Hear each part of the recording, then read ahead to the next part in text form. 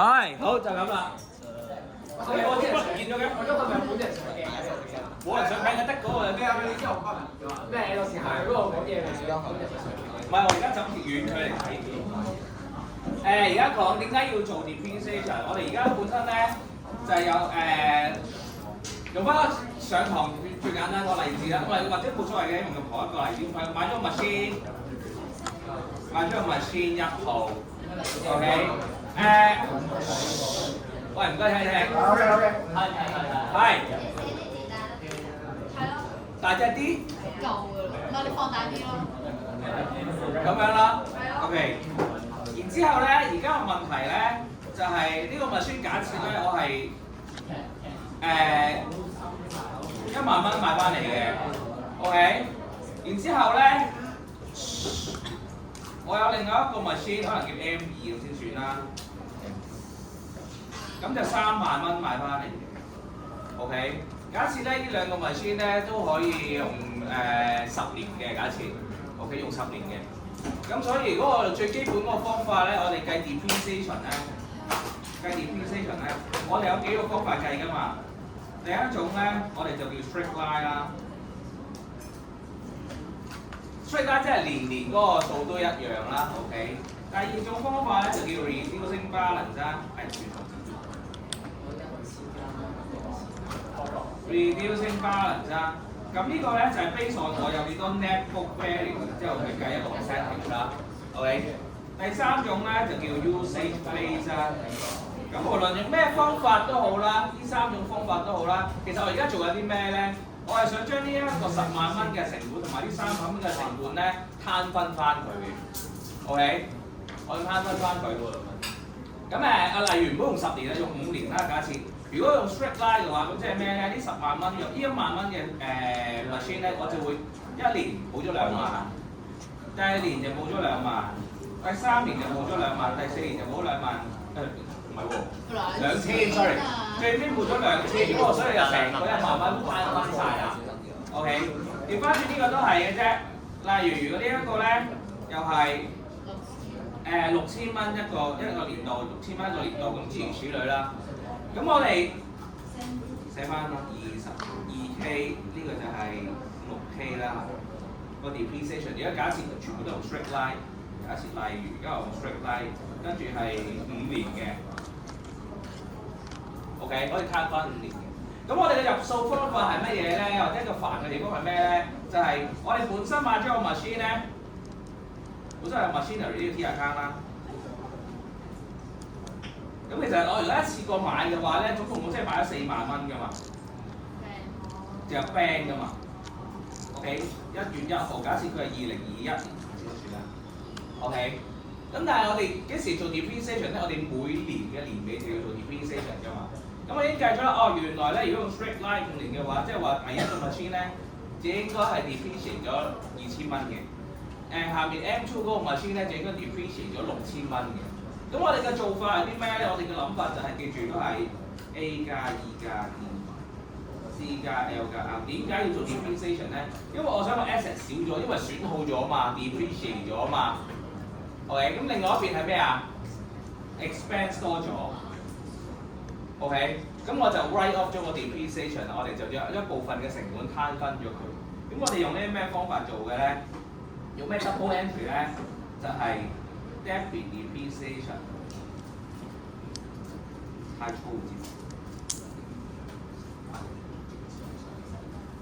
跟住就 credit accumulated depreciation。OK， 所以如果考試咧，通常叫你出咩 account 咧，都係叫你開呢一個 accumulated depreciation 呢個字 account。跟住佢就會啦，我有個 accumulated depreciation， 第1年。2021年幾時做啊？12月31號。因為呢一個我係 credit， 點解咧？因為我用嚟 credit 呢一邊嘅，我有個 machine 喺左手邊㗎嘛，呢一邊左手邊，我有左手邊呢樣嘢啊嘛，喺個 machine 入邊。然之後我就用呢個 account 嘅右手邊，然之後去 credit 佢，所以呢個係 contract asset 嚟㗎嘛。OK， 所以我就會計啦，原來咧 M1、M2 加埋咧，我就冇咗8000啦。OK， 咁呢個就叫做咩咧？呢邊入邊 depreciation。OK，咁呢個係如果假設分文 depreciation 呢個 T account 啦，假設分文 depreciation，咁呢個 account 會寫啲咩咧？就2021年12月31號accumulated depreciation 8000蚊。咁呢邊會喺邊㗎 ？Profit and loss 冇錯，2021年12月31號我就有 profit and losses，咁我就有8000蚊啦。咁呢個 account 就會每一年完咗嘅 depreciation， 但係咧 machinery 啦，同埋佢本身嗰個相關嘅 accumulated depreciation 咧就會帶去下年啦。carry 冇錯 balance 12月30號 balance carry forward 4萬蚊，呢個又會帶去下年8000蚊。balance carry forward 即係佢會 call forward carry forward 就係咁啦。OK， 咁呢個代表咩咧？就係而家紅色咗，我而家 depreciate 咗啦。OK， 呢個應該平時做開嗰個做法啦。然之後假設我做多年好嘛？做多年會點咧？假設都係呢個 M1 M2啫。然之後咧，2022年嘅時候咧，我又會 balance forward 4萬蚊。OK。然之後第二年咧嘅年頭咧，呢一邊 accumulated depreciation 咧又會嚟喎 forward 8000蚊。呢個8000蚊點嚟㗎？上面2000，下面6000嘛，頭先講咗。OK。然之後而家咧做多一年啦，都係 straight line 嘅話，咁所以其實咧第二年嘅年尾12月31號咧，我都係做同一個動作 depreciation， 都係8000嘅啫。所以而家咧第二年啦，我冇咗8000，另外冇咗2000呢度另外冇咗6000啦，所以我又額外做多一次 depreciation 啊。OK， 所以而家累計咩叫 accumulated depreciation 咧？其實喺左手邊呢一個，而家呢一個位就係我 accumulated depreciation 啊嘛，呢兩個就係我個 accumulated depreciation。咁我而家累計 accumulated depreciation 幾多咧？咪2次8000咯。所以我咪16000蚊咯。而家個 balance carry forward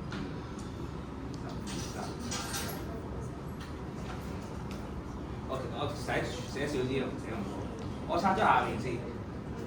點解咧？搬去下面咪得咯，點解拆啊？咩啊？搬去下面咪得咯。我搬去下面。寫邊個？幾好喎，其實用 iPad 上堂。不如以後用 iPad 上堂。我覺得可以。同埋你可以點樣翻上去？寫佢咯。你啲 notes 可以揼翻俾我哋咯。係啊，開機都放上去。好，考慮下。咩啊？陣間完咗之後就將啲文字考慮。好，然之後咧，而家想講咩咧？就係講緊嗱 ，quiz 其實就考呢樣嘢嘅啫，即係我要識計 depreciation 啦。咁同埋會影響啲乜嘢咧？就係你要識計你個 income statement 同 statement of financial position 啦。因為 income statement 有啲咩影響㗎？呢個數會影響 income statement 㗎嘛。OK， 因為而家我有個 depreciation 係我個 expense， 我個 income statement 入面，而家就會多咗個，譬如呢個話啦，income statement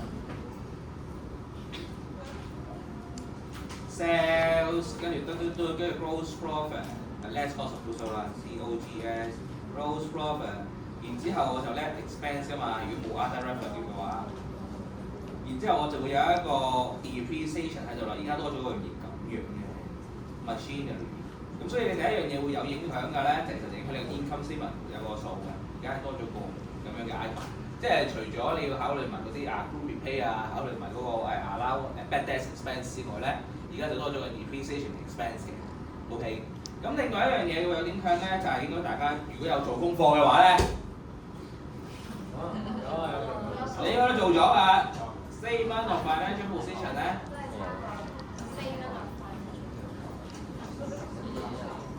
而家我就會有個 non-current assets 㗎嘛，係咪一開始？我就會有個要考慮多3樣嘢啦。cost 係幾多咧？accumulated depreciation 係幾多咧 ？net book value 係幾多咧？例如我用第一年嚟計嘅話，我個 machine 係幾多㗎？8000 machine 本身個 cost 係4萬蚊嘛，頭先個例子。係。Q 咪嚟咗8000啦已經，咁即係我而家 netbook rate，我而家個淨值係幾多咧？就32000蚊。咩話？係逐年嘅，咁你下年嚟嘅話，第二年嘅邊呢個變咗16000蚊嘅啫嘛。cost 係冇變嘅，冇錯 ，cost 係唔變嘅嘛，我都冇買埋舊年。而家講緊你識做，除咗識做個 T account 要識做呢一個 T account 之外咧，呢個 T account 要識做之外，你仲要識寫係喺 income statement 入面而家多咗項叫做 depreciation 嘅 expense。嗰年就係嗰年我投黑幾多，會攤分咗幾多成本。然之後第二樣嘢要識嘅咧，就係要喺呢個 statement of financial position 我要寫翻個 accumulated depreciation， 就係累計佢 depreciate 咗幾多。OK？明個意思啊？應該識㗎啦，呢個我一定要識啊 ！quiz 就考呢樣嘅暫時嗰個。我而家講埋個 disposal 啦，係嘛 ？disposal 你都要識啦，因為 disposal 先難啫嘛。舉個例，例如而家咧，呢間公司咧第3年嘅時候咧，第3年嘅年頭咧，我就賣咗 machine one， 第一部機我賣走咗，用另一隻顏色先，咩色好咧？綠色。呢個我賣走咗。OK， 咁會點做咧？即係 machine 呢一度而家會點啊？冇咗啦，呢個冇咗，成個冇咗。disposal， 所以我呢度寫翻先，唔好意思啊，我寫翻2022年1月1號先 carry forward 4萬蚊，刪落少少先。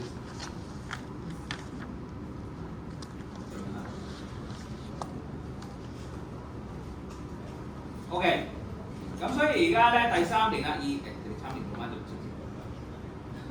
2023年咧1月1號個 board down 咧有4萬蚊，但係而家我話俾你聽，1月1號已經要 depreciate 已經要 disposal 咯喎，已經賣走佢咯，咁點做啊？我喺右手邊攞走佢噶嘛，我增加就入呢邊 debit， 我冇咗我就 credit 佢噶嘛，就係咁嘅啫。所以我就會2023年1月1號咧，我就會入個 disposal 啦。咁就係個數係幾多？1萬啫，冇錯。因為我而家頭先講咧，我淨係賣1號機走嘛，所以我而家我冇住1萬嘅話咧，咁我咪剩翻而家4萬減1萬，咪剩翻3萬咯。咁3萬係咩嚟㗎？咪 machine two 嗰個數咯。OK， 所以其實個意思係咁㗎嘛。假設如果你今年就係賣咗呢樣嘢啫，咁我 carry forward 就得翻3萬蚊啦。其實意思係咁啊嘛。OK。10月3號嘅時候，咁咪啱翻條數咯。咁但係頭先講啦，而家假設我而家開埋 disposal 啦 ，disposal 要考慮啲咩啊 ？disposal 第一樣嘢考慮個 cost， 第二樣嘢要考慮個 accumulated depreciation。第三樣嘢就係 trade-in value 啊，又或者係佢有冇收翻 cash 啊、bank 啊諸如此類啦。最尾計晒之後咧，過咗還錢，就 gain or loss。OK， 其實係要考慮呢3樣嘢，然之後我揾到 gain or loss 㗎嘛。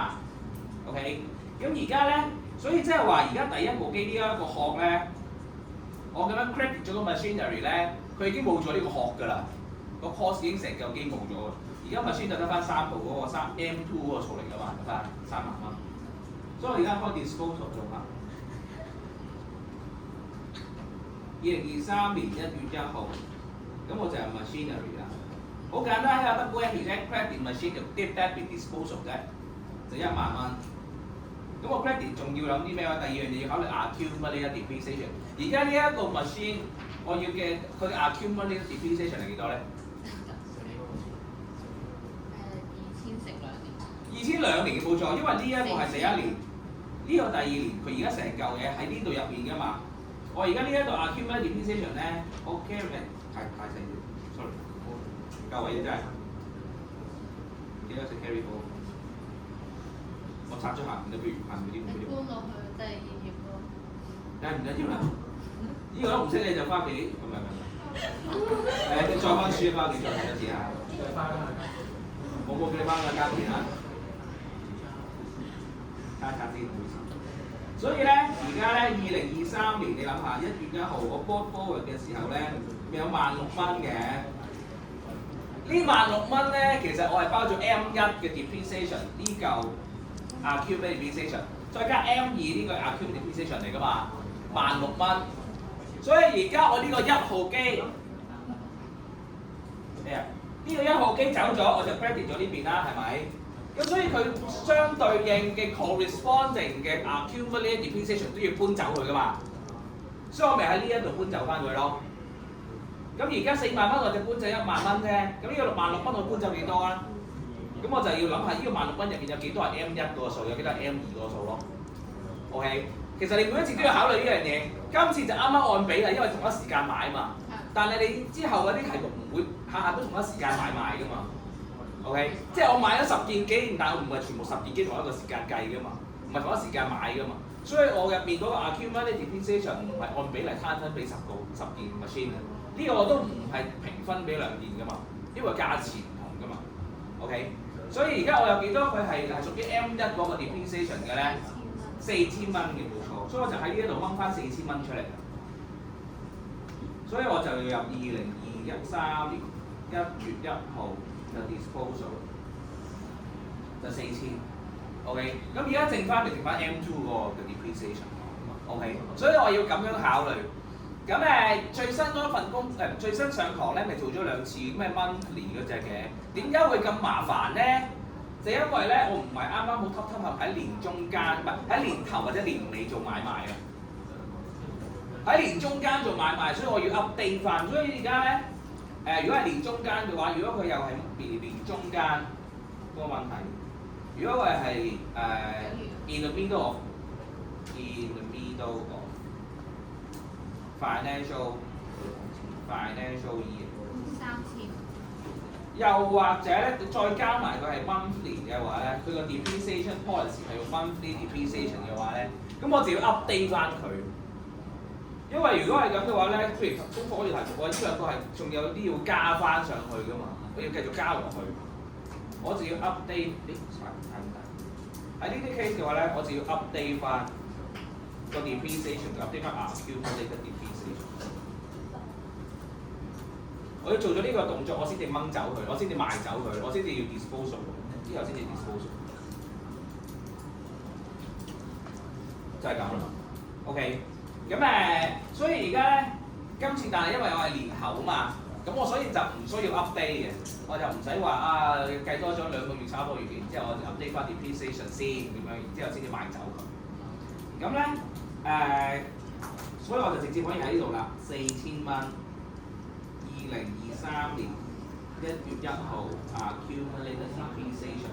咁即係話咩咧？而家呢一件 assets， 我自己嘅記錄入面佢仲有幾多錢㗎？我自己 net book value 係幾多啊？而家買嗰部 assets 6,000咯，1萬蚊買翻嚟，然之後 depreciate 咗4,000啊嘛，所以我自己嘅記錄就係得翻6,000嘅啫，我自己嘅 record 入面嗰個 net book value。咁然之後就比較翻佢究竟而家收翻幾多錢咧，買翻幾多錢咧？舉個例，如果我收到7,000蚊，咁我賺定錢啦，咁我就賺啦。咁我就舉個呢個例啦，1月1號嘅時候，你就收到 cash 7,000蚊喎。咁即係呢一邊總數大過呢一邊嘅話咧，咁我就有個 profit and loss gain on disposal 啦。咁喺年尾做 profit and loss 嘅就會 gain 到。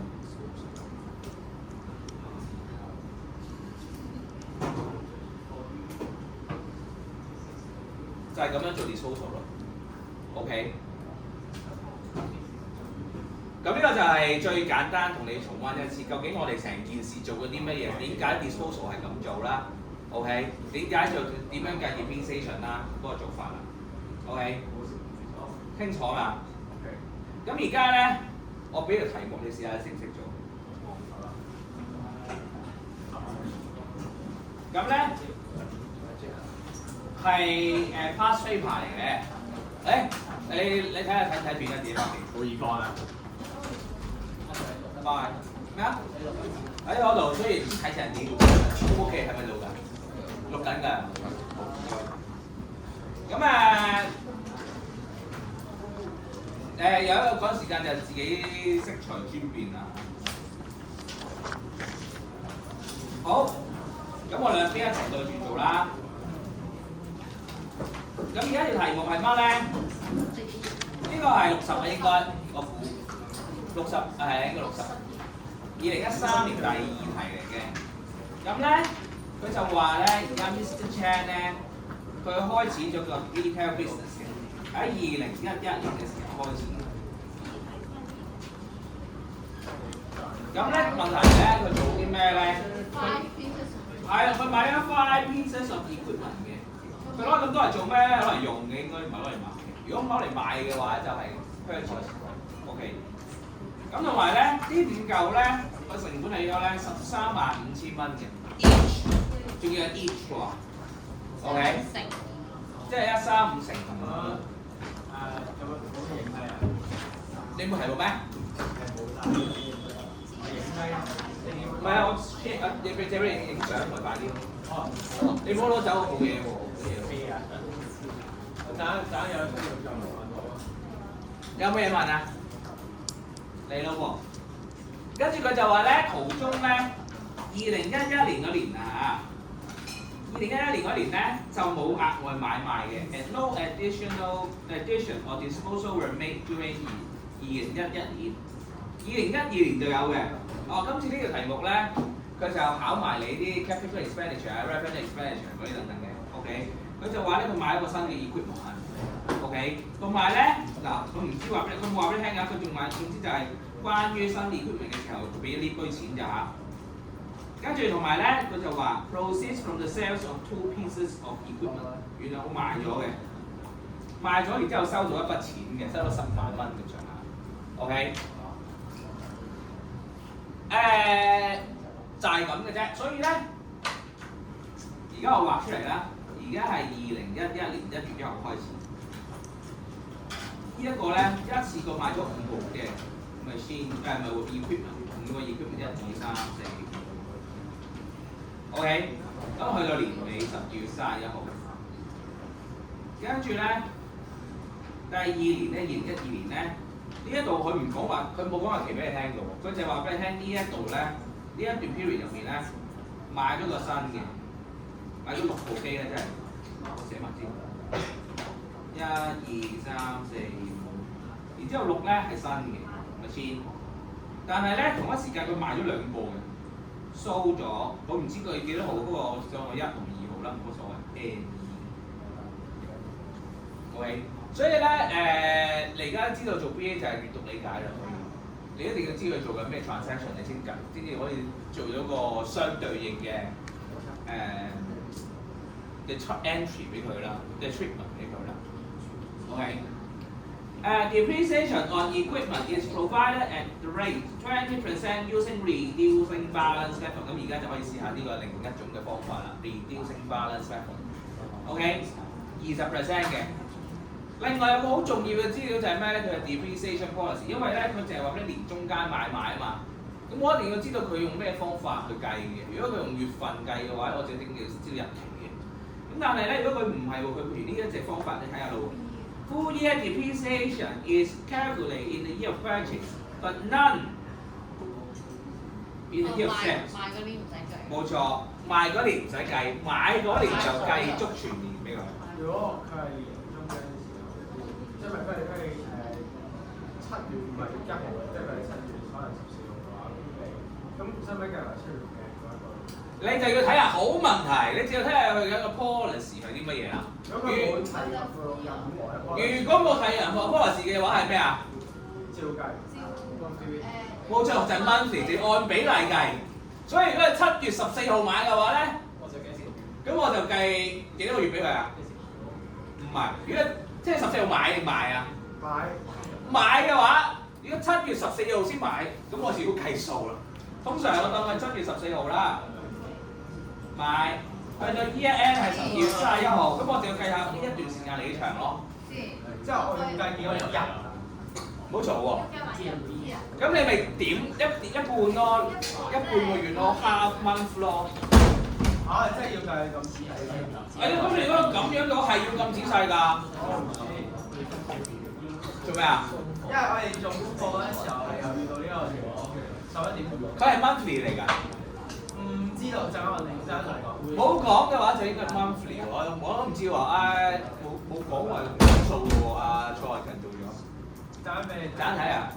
咁咧所以如果係咁嘅話咧，即係幾多個月咧？哇，好難數啊！8、9、10、11、12，即係5個半月咯，即係5.5個蚊。如果你要計嘅話，咁你5.5除12嘅真係。O K。即係計你啲邊先。咁如果係10號嘅話，就係2/3咯。其實如果你要寫，所以咧，你係必須要寫個 step 嘅。其實你按月數計得嘅，你當佢1年嘅365日，跟住過幾多日都得嘅。咁但係應該就正常就唔會咁撩楞嘅，因為佢都係考你識唔識計 percentage 嘅。好，咁但係我哋簡單啲咧，今次呢條題目就好複雜嘅，因為計咗全年同埋唔計嘅啫，買頭唔計嘅。OK， 咁條題目叫你咩咧？佢叫你做 equipment account 同埋 accumulated depreciation account， 但係佢冇話做邊年喎，咁即係做晒啦，我當佢。OK， 做2年啫，不過都係。好，嚟咯喎！大家不如使唔使你試一試啊？我做第1年俾你試下，好唔好？好。轉翻隻藍色先。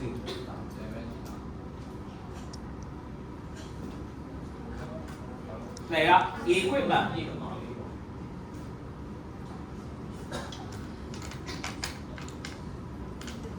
我諗都有堆人咧，一開始已經錯咗㗎啦，其實。點解咧？啲人通常都唔睇嘢，5嚿啊嘛 ，each 啊嘛，可能直接用咗13萬5千咪做完咗啊，新嘅。因為你諗下 ，DSE 考你8題9題嘅咋，你連一題你咁樣睇錯咗，漏咗個 each 咧，成題冇咗咧，呢啲1個 grade 㗎啦，你少咗。所以要非常小心。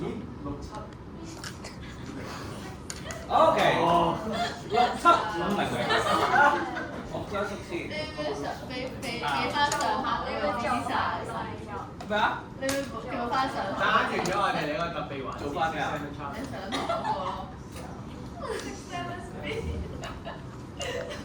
哎呀，日期。其實佢冇日期嘅喎，其實都知我哋都唔係1月1月1嘛？係咯。一係1月1，但係之後佢買賣嗰啲會啲日期。都冇理。嗰個2012年嘅時候，已經係1月。阿 Sir。係，請講。其實咧，佢講緊 window addition or disposal 會俾佢2嘅，即係如果增加1個月咧，即係係啦，即係話成個年度入面啊，佢淨係做咗賣咗5件嘢嘅啫，就係完咗啦。所以冇錯，我10月31號啦，就咁 balance carry forward 就搞掂。OK， 咁但係我要計 depreciation 喎 ，depreciation 係啊，唔係喎，佢叫你開咩啊 ？accumulated depreciation 㗎，唔好意思。我 accumulated depreciation。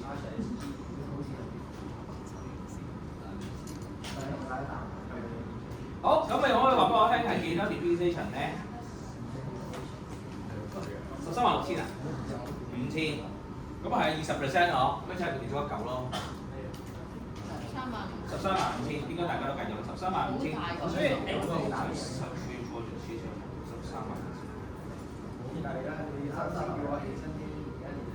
20%，喂，今日咪有135000。27000一嚿，因為佢5嚿。佢5嚿嘢。啱。所以2011年12月31號，呢度寫咩啊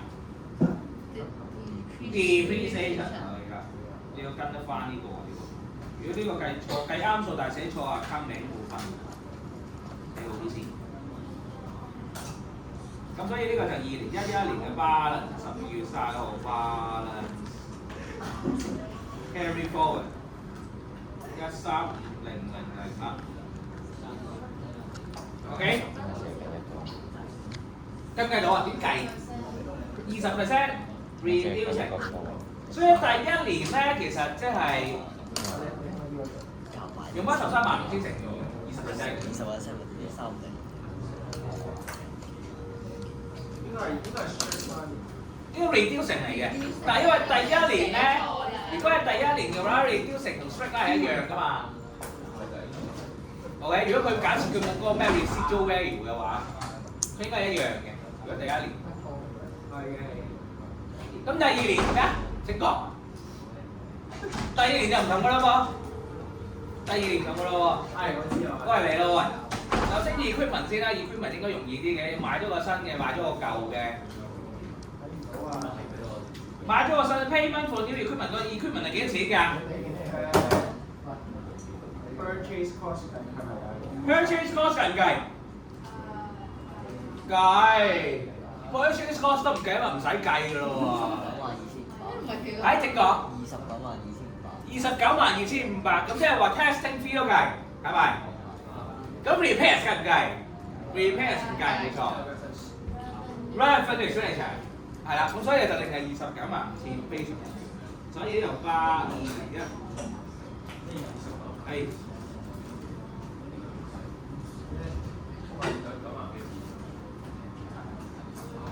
8 forward 有5部 machine， 有5個 equipment， 價值675000，但係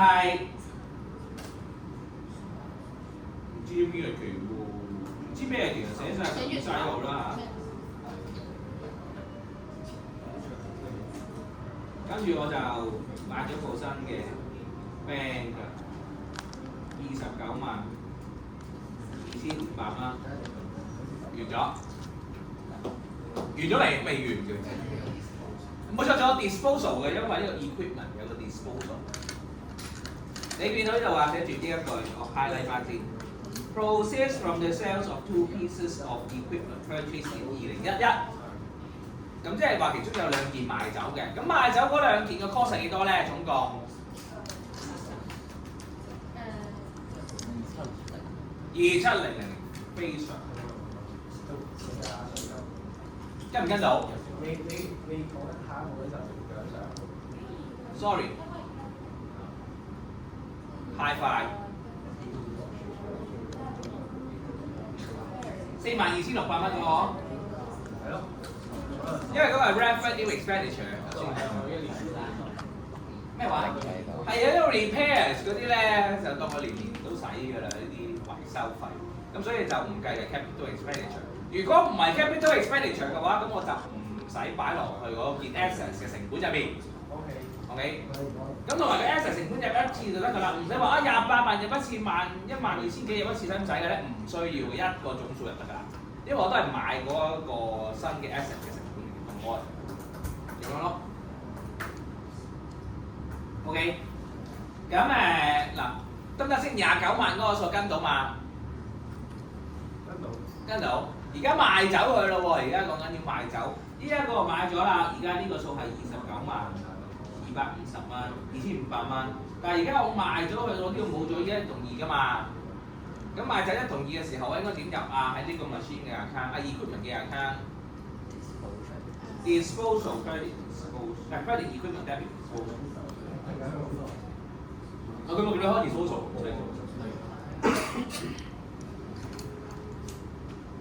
當佢12號啦 ，OK。咁我就搞掂啦。equipment 呢個 account， 咁我個 balance 係咩嚟嘅咧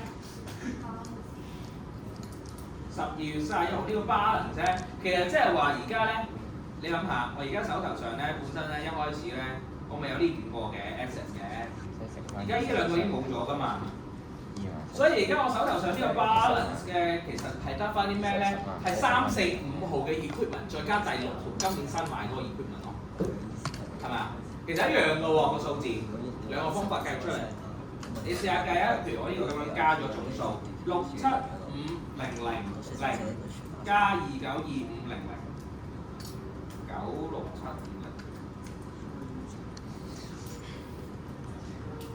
跟住我要減翻27萬 disposal 咗，即係69萬7500蚊，係咪？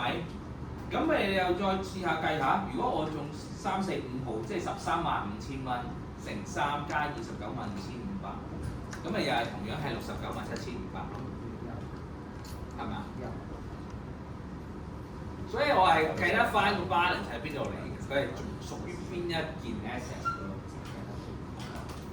咁當然你考試唔使慢慢喺度對數嘅，好得閒，就剩咗時間去對下咯。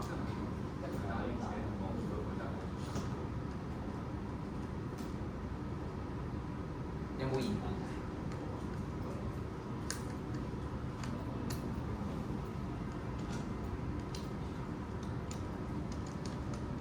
咁 depreciation 咯喎，到翻。咁今年嘅 depreciation 要計邊一件 asset 嘅 depreciation 咧？新嘅嗰件同埋舊。係冇錯，剩翻我3件同埋新嗰件就搞掂啦。同埋計足全年就可以啦，因為佢 full year 嘛，in the year of purchase。OK， 所以嗱，2012年1月1號 balance cost forward 135000啦。OK， 啊，但係咪住先。首先我計今年 depreciation 之前咧，我有啲賣走咗嘅喎，我賣走咗都要掹翻走出嚟嘅。因為135000其實5件 assets 㗎嘛，總共有。咁我 disposal 嘅時候賣走咗幾多啊？頭先係咪計27000啊？27000係一件嘛？係咪即係2件嚟㗎2件嚟㗎喎，妹妹。27000係幾多件嚟㗎先？唔係。2件嚟㗎。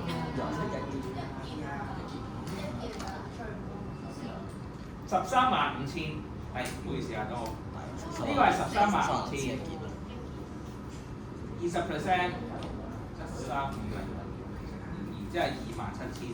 所以咧，其實佢經過咗1年之後咧，去到呢一度咧，去到呢一度為止咧，佢就每一件 asset 都少咗27,000蚊呢個depreciation， 都有27,000蚊呢個 depreciation。OK， 所以27,000係一件嚟嘅。所以而家我賣走咗佢啦，我賣走咗2件，咁所以我 disposal 都要掹走呢2件嘅 depreciation。54,000冇錯，所以我而家要掹咗。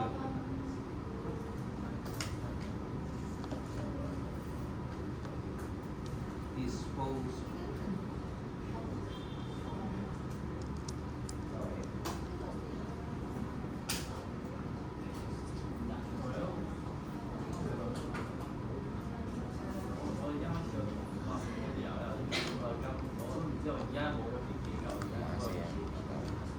係。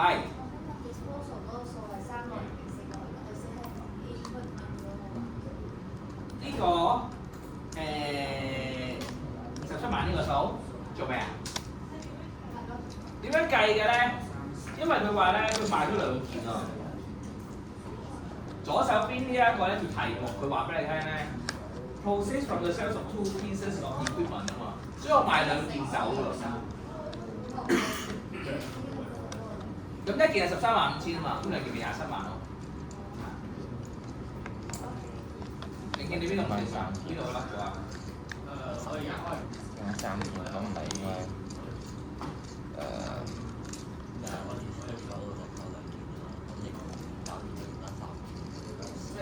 用3件，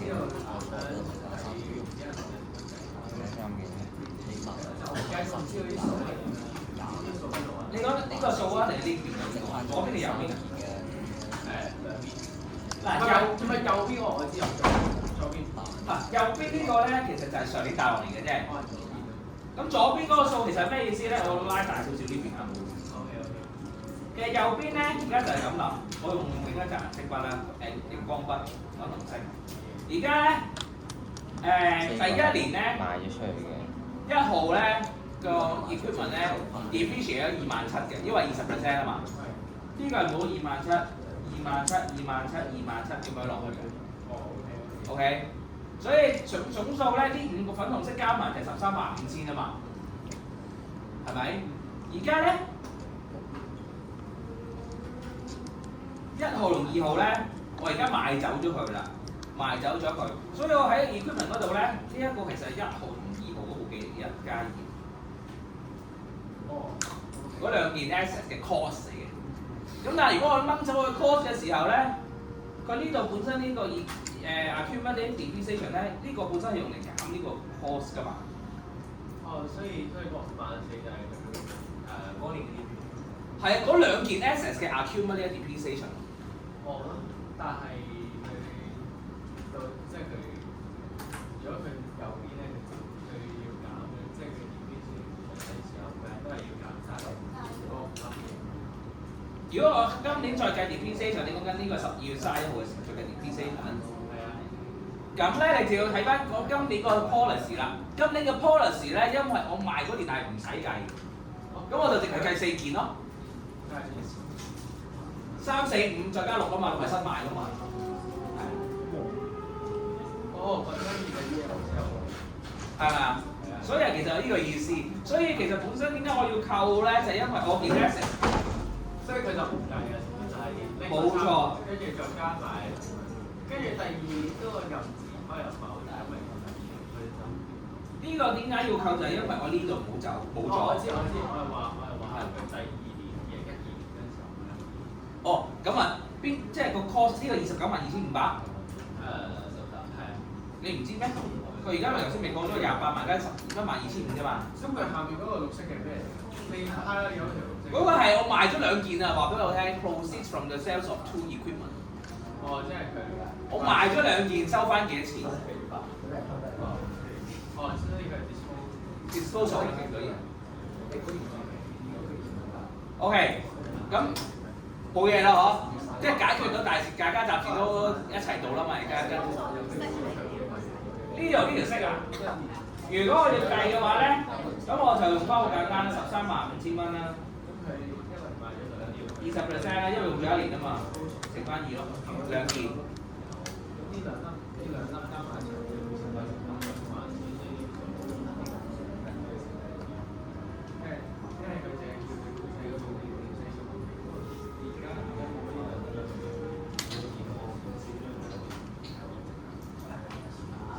咁今年 depreciation 計埋咯喎，計唔計到啊？幫我計埋啊！呢個今年嘅 depreciation 係幾多啫？個數字。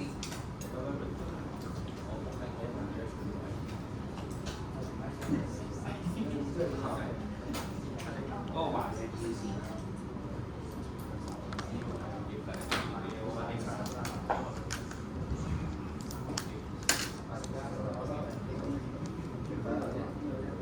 等我都計下啦。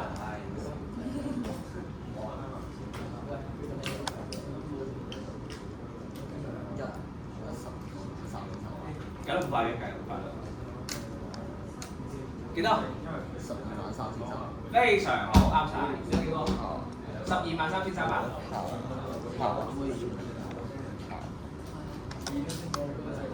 Reducing balance record。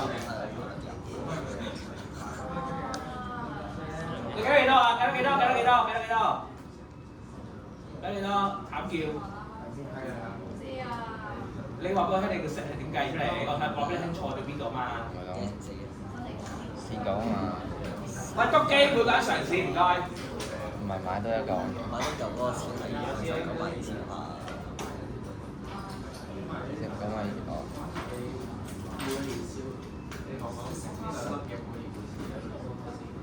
計得幾多係你嘅數？今年嘅 depreciation。唔係啊？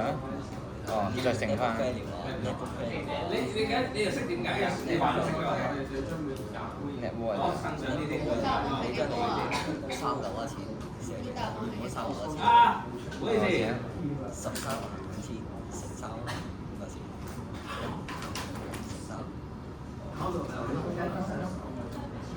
你上年扣咗80000嘛，扣80000。好，請講條息俾我聽下，你係點計嘅？1、2、3、3、0。哦。呢個係3。都0。你哋都唔好講條答案。123300。我啱咗。啱咗。阿 Sir，你唔好咁快做，我而家未夠，我而家想開始計。新郵機。誒，同學話要知道答案嘛？新郵機係幾多？我想知你個計法。阿 Sir，係一粒292500乘2925係第6嗰個價嚟㗎。一粒㗎咋？我叻仔啊！佢會話啊，係。我又唔信。唔係啊，佢計晒全年㗎，賣嗰年嘅，買嗰年計咗全年㗎。係啲時間。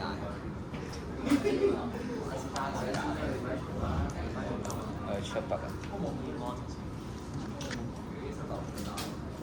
139唔嚟嘅有，你話俾我聽你食點計嘅？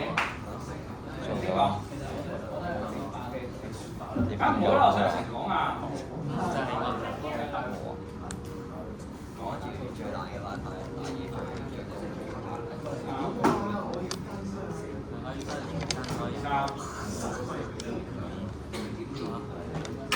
加財政多啲，財政多啲。點解唔啱咧？因為係年紀食飯咧。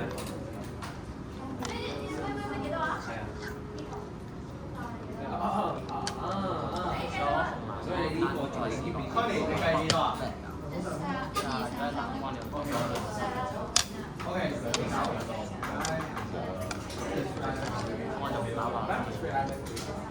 呢個出街，呢個出街就係咁㗎。首先睇到你食飯型啦，反應先。OK，係咪有？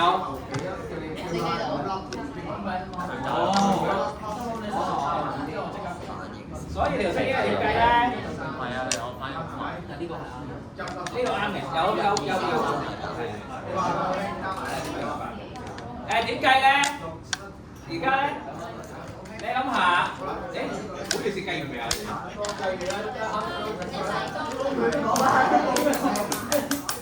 你計得 straight line 啊？reducing 嗱，我而家寫入式俾大家睇下啦喎。首先咧，如果你咧喺啲時候咧，記住要寫一 set，要寫 working，因為你如果寫計錯數咧，你後面其實呢個啱㗎，呢個位分0.5分㗎。咁但係你前面嗰個位點解唔啱咧？因為咧你用咗入135000。喂，唔好意思，不如你走先啦。唔係啊，我都唔係逼你留低，你乜坐喺度打機啫？你翻屋企打啦，做咩嘥自己時間啫？135000咧，你本身可能你成點啊？你成咗3啦，而家有3件啊嘛，因為有3件，然之後就成咗0.5咁樣啊。如果你用呢個方法嘅話咧，呢個係 straight line 嚟㗎，因為個 base 按個成本，然之後俾20% 佢啊嘛。但係因為今次條題目咧，其實咧應該係 reducing balance 嘅，可能頭先聽唔清楚啦。reducing balance， 咁所以咧佢個點樣計個 depreciation 咧？咁就要睇翻佢用咗幾耐咯。我用翻佢 net book value，因為咧譬如佢全部咧都係用住1年㗎嘛，所以咧其實本身咧嗰件 asset 嘅 net book value 咧就係0.8。因為20% 點 depreciate 咗嘛，咁一減20%咪就係佢嘅 net book value 咯。如果用咗2年嘅話，就0.8嘅2次方，用咗3年0.8嘅3次方咁樣咯。然之後乘翻3件，再乘0.2，因為有3件啦。呢個係1件嘅 net book value，而家我有3件喎，3、4、5都仲喺手嘅。每一件我都要俾20% 佢，2個加埋，咁就我今年嘅 depreciation expense 啦。冇問題啦。1、2、3，加翻條1、2、3、3，跟住加翻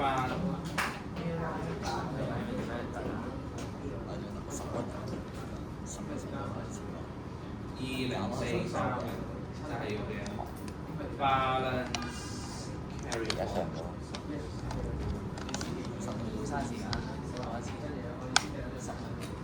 大家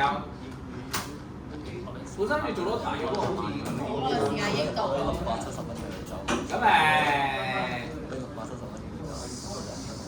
咁做多啲啦，做書咯。會唔會再有補堂？